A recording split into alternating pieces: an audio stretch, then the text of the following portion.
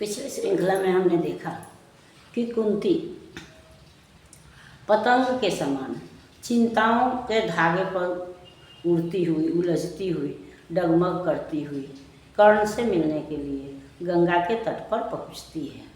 उसके अंदर सबसे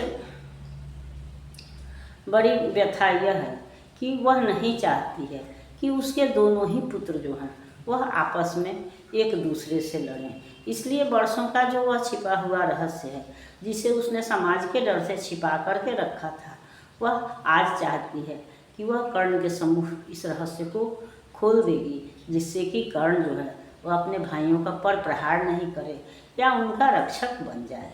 तो इस तरह से तर्क वितर्क के धागे पर उड़ती हुई वह पतंग के समान डगमग करती हुई कर्ण के पास पहुंचती है, जहाँ की वह गंगा के तट पर सांध्य पूजन कर रहा है और वह कर्ण के रूप को देख करके मोहित हो जाती है।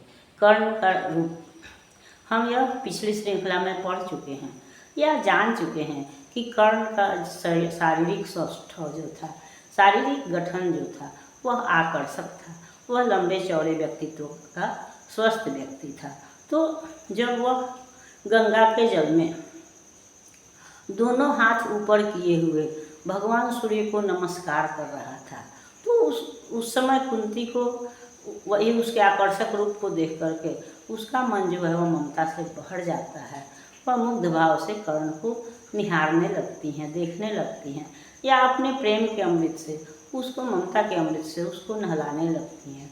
वह उनके दृष्टि से कहें या कवि की दृष्टि से कहें तो कर्ण को देखकर ऐसा लगता है जैसे कि सोने के दो शिखर जो हैं वह वहाँ पर इकट्ठे हो गए हैं। उसके फैले हुए बाँह और शरीर स्वयं के शिखर के समान लगते हैं, या फिर लगते हैं जैसे कि गरुड़ पक्षी जो है, अरुण सूर्य का रथ चालक है और अरुण लाल होता है, या अरुण का मतलब लाल ही होता है। और सूर्योदय और सूर्यास्त के समय सूर्य का रंग भी लाल होता है। तो सूर्यास्त के समय जब सूर्य की किरणें कर्ण के शरीर पर पड़ रही हैं तो उसमें उस तरह की लालिमा लगती है, या कर्ण की फैली हुई बाहें और उसका सिर ऐसा लगता है सूर्य के तेज से चमकता हुआ, जैसे कि गरुड़ पक्षी अपने पंखों को फैलाए हुए अरुण को अपने सिर पर धारण किए हुए है। या फिर आग की जो वह भी पवित्र अग्नि की लपटें, जो हवन की जो अग्नि होती है वह पवित्र अग्नि होती है।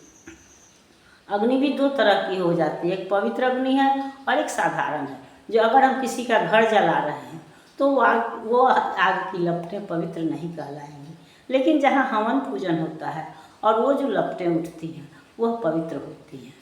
या हमको किसी अच्छे काम करने के लिए जो उत्साह होता है वह हमारी पवित्र भावना है, और वही अगर हम किसी को दंड देने का सोचते हैं तो हमारी भावना अपवित्र होती है।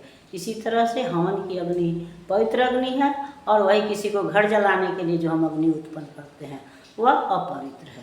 तो कर्ण की दोनों फैली हुई बाहें या तो इस तरह से लगती हैं कि अग्नि की दो पवित्र शिखाएं हैं, जो लग रहा है जैसे कि सूर्य की आरती उतार रही हैं, या फिर कोई सोने से नहा करके। और मैनाक पर्वत जो है, मैनाक पर्वत भी हम जानते हैं जो समुद्र में रहता था, तो ऐसा लगता है कि मैनाक पर्वत जो है वह सोने से नहाया हुआ खड़ा है। उस कर्ण के उस रूप को देख करके कुंती मुग्ध हो जाती हैं। लगता है जैसे मानो युग स्वर्णिम शिखर मूल में आकर हो बैठ गया सचमुही सिमट विवाह कर, अथवा मस्तक पर अरुण देवता खोले हो खड़ा तीर पर गरुड़ पंख निज खोले।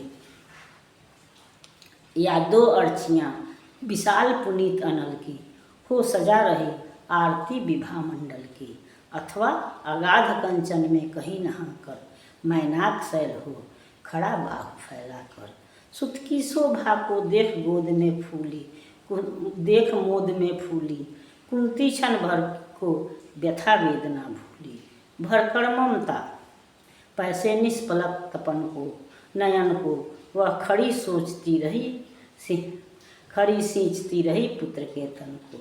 आहट पाकर सब जब ध्यान कर्ण ने खोला, कुंती को सम्मुख देख विनत हो बोला। पद पर अंतर का भक्ति भाव धरता हूँ, राधा का सुख मैं देवी नमन करता हूँ। हैं आप कौन, किस लिए यहाँ आई हैं, मेरे निमित्त आदेश कौन लाई हैं।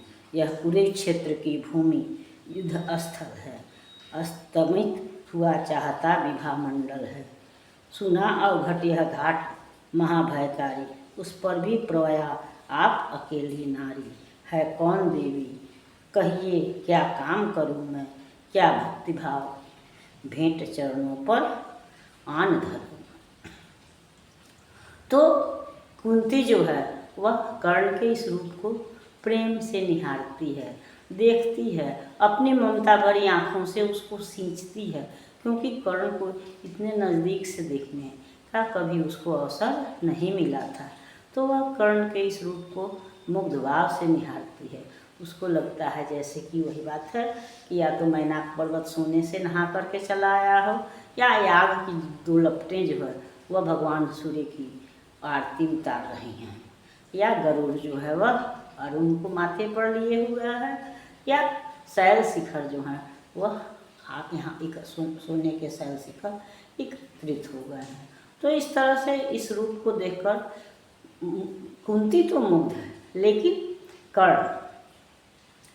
कर्ण चूंकि इस रहस्य को जानता है कि कुंती उसकी माता है, और उसके बाद से भी वर्षों से उसी हस्तिनापुर में रहते हुए कुंती ने उसकी सुध नहीं ली थी, तो इसलिए कुछ कष्ट और तो उसके अंदर था ही। तो इसलिए कुंती को देख करके उसके अंदर का जो दुख है वह उमड़ पड़ता है। और ऐसे भी हम देखते हैं कि जब हमारे प्रिय व्यक्ति हों तो हमारी भावनाएं जो हैं, जिस भावना को हम सबसे छिपाए रहते हैं, जब हमारा कोई नज़दीकी व्यक्ति, कोई प्रिय व्यक्ति आता है तो हमारी भावनाएं वहाँ पर उबल पड़ती हैं। तो कर्ण की स्थिति भी वही हो जाती है।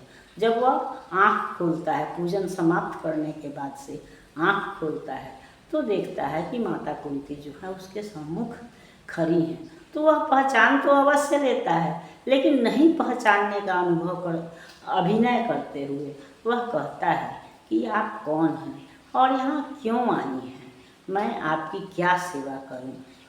मैं राधा का पुत्र कर्ण आपको प्रणाम निवेदन करता हूँ, लेकिन आप कहिए यहाँ पर आप किस लिए आई हैं। वह अपनी भावनाओं को वह कहता है कि मैं भक्ति भाव से आपको नमन करता हूँ, लेकिन आपके यहाँ आने का कारण क्या है, क्योंकि यह तो कुरुक्षेत्र का युद्ध स्थल है।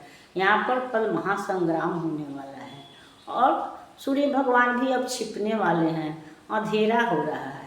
इस अंधेरी रात में आप अकेले क्यों आई हैं, यह प्रश्न कर्ण करता है। लेकिन जब कर्ण स्वयं को राधा का सुत कहता है तो कुंती की आत्मा जो है वह विह्वल हो जाती है, बेचैन हो जाती है, और वह समझ जाती हैं कि यह जो है वह अपने अंदर का उद्वेग प्रकट कर रहा है, और या व्यंग बाण में यह जानबूझकर अब मेरे सम्मुख अपने को राधा का सुत कह रहा है।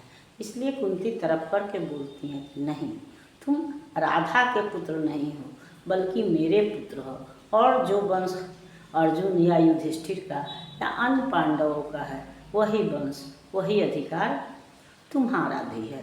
तुम इस तरह से अपने व्यंग बाणों से मुझे घायल नहीं करो। यह ठीक है कि मैं समय पर नहीं आ सकी, मुझे ऐसा अवसर नहीं मिला, लेकिन मेरी आत्मा जो है वह सदैव तुमसे मिलने के लिए बेचैन रही। तो इस तरह से वह कर्ण को समझाती हैं या फिर अपनी बात उसके सम्मुख रखती हैं। इस पर हम अगली श्रृंखला में विचार करेंगे। तब तक यह श्रृंखला आपको पसंद आती है तो लाइक कीजिए, सब्सक्राइब कीजिए। मिलते हैं अगली श्रृंखला में, तब तक के लिए धन्यवाद।